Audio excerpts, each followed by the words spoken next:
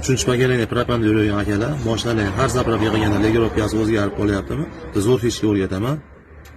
Bu reduktorda ichiga yog' to'lib qoladi. Shuni hisobiga diafragma gazni yaxshi tortib bera olmaydi. Shuning hisobiga legirovka tez o'zgarib qoladi. Nimani hozir qanday yog'ni to'kishdi? Video davomida o'rgatib ketamiz.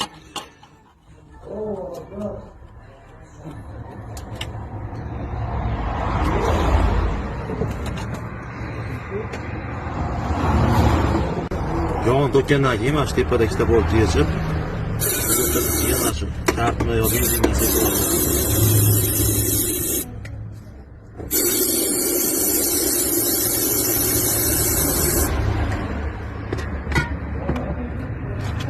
Karbimiz reduktor ichida yog'larni pastga olib tushib ketadi. Shoshni har 10 000 km qilib yursalar, mashina legirovkasi ham o'zini holatida yuradi. Epilus chiqishi ham yo'qoladi.